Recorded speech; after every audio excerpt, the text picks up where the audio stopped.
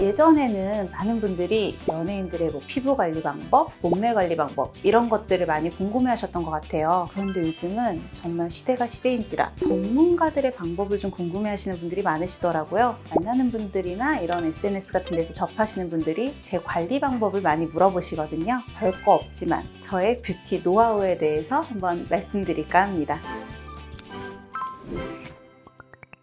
피부 관리를 한다라고 하면 저는 그거는 홈케어를 좀 게을리하는 편이에요. 대신에 써마지를 일단 받고 있고요. 재생주사라고 해서 피부의 보습 성분이나 좀 탄력을 높여줄 수 있는 주사가 들어가는 게 있는데 그런 거 받으면 되게 막 인위적이 되고 인공적이 되는 거 아니야? 하고 두려워하시는 분들이 많으신데요. 써마지는 그냥 피부 진피층에 있는 콜라겐을 활성화시켜주는 거예요. 그러면서 피부 자체를 좀 쉽게 말하면 좀 쫀쫀하게 타이트닝을 시켜주는 느낌인 건데 내 피부에 속을 좀 채워줄 수 있는 시술들은 적당하게 하면 사실 매일매일 열심히 홈케어하는 것보다 저는 더 좋은 효과를 보게 되더라고요.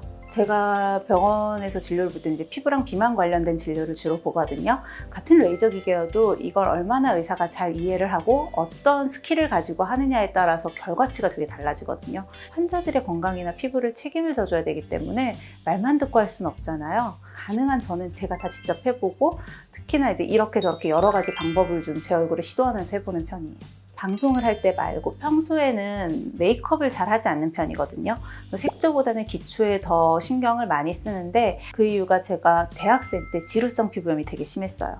아프고 보기에도 불편하고 화장을 해도 되게 먹지가 않거든요. 피부가 다 화장이 다 뜨고 제일 좋은 건 화장으로 가리는 게 아니고 밑바탕을 좋게 만드는 거더라고요. 제가 제일 중점적으로 두는 건 얼마나 자극이 없느냐. 얼마나 순하고 얼마나 피부 보습을 잘 지켜주느냐, 저는 그 두 가지를 가장 중점적으로 보거든요. 좋아하는 브랜드는 바이어간츠라고 하는 브랜드랑 닥터장카라고 하는 브랜드예요. 요즘은 주로 이제 닥터장카 거를 더 많이 사용을 하기는 하는데 비타민 크림이나 아니면 로얄 젤리 크림 이런 것들 몇 개가 있어요. 그래서 내 피부 컨디션 따라서 선택을 해서 쓰는 편이고 토너로 가볍게 정리해주고 앰플이나 에센스 하나만 바르고요. 그 다음에 바로 크림. 피부 좋은 사람들은 기초나 이런 거 바르는 방법부터 다르다고 그러던데. 그럴까요?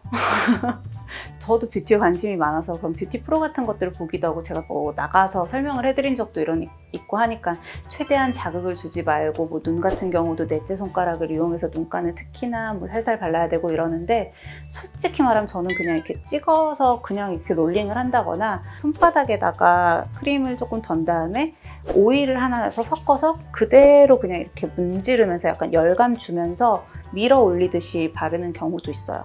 저는 솔직히 귀찮아서 팩을 잘 못하는 편이거든요. 그래서 일주일에 한 번 정도 리프팅 팩이나 이런 걸 하기는 했는데 사실 저는 일일 팩도 별로 권해드리지는 않거든요. 왜냐하면 많이 먹으면 살찌잖아요. 건강도 나빠지고 그러니까 피부도 너무 과영양 상태가 되면 트러블을 유발한다거나 문제들이 좀 생길 수가 있어요.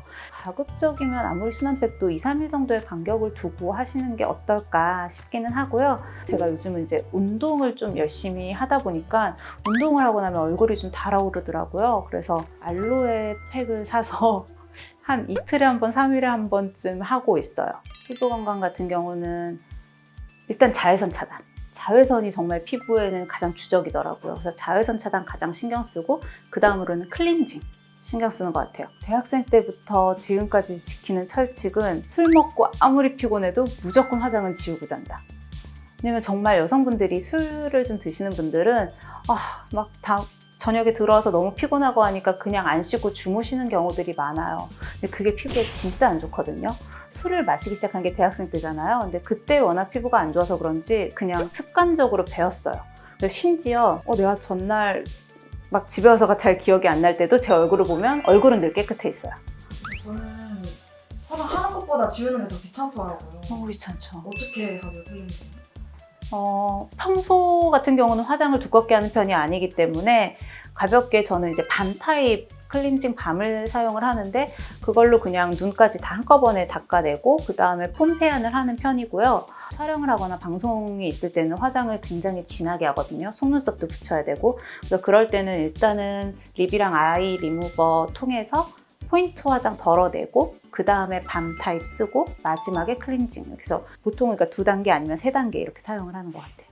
사실 보통 그렇잖아요. 샤워할 때 그냥 머리끝부터 발끝까지 얼굴까지 다 한 번에 씻잖아요. 근데 엄밀하게 말하면 두피에서 좋은 온도, 얼굴에 좋은 온도, 몸에서 느끼기에 좋은 온도가 좀 다르기는 하거든요. 사실은 두피를 위해서도 그렇고 얼굴을 위해서도 그렇고 너무 뜨겁게 샤워하는 습관 자체가 좋지 않아요. 약간 서늘하다 느낄 수 있을 정도로 그냥 미지근하거나 조금 따뜻한 정도의 물로 씻어주시는 게 좋거든요. 뜨거운 물 좋아하시는 분들은 얼굴은 좀 피하시는 게 좋고요. 세안 먼저 하시고 샤워실로 들어가시는 게 좋죠. 이너뷰티를 색소나 이런 쪽으로 하진 않고요. 피부를 위해서 먹는 게 저는 그러니까 유산균도 피부를 위해서 먹기는 하거든요. 유산균을 챙겨 먹은 지 몇 년 됐는데 유산균을 먹고 나서 지루성 피부염 때문에 고민하는 일이 많이 줄었어요. 아토피가 있다거나 알러지가 있으신 분들도 장 건강을 챙겼을 때 좀 좋아지는 경우들이 있거든요. 가장 많이 챙기고 있는 핵심은 그건 것 같아요. 첫 번째는 과일과 채소는 가능한 한 많이, 그리고 틈틈이 물을 마셔주기, 자외선 차단제와 클렌징을 꼼꼼하게 하는 것, 이 두 가지는 꼭 기억해 주시고요. 제가 느낀 게 올해부터는 사실 진료를 쉬면서 특별히 레이저나 이런 시술을 받지 않고 있거든요. 그런데 운동을 하니까 못지않게 좋은 효과가 나더라고요.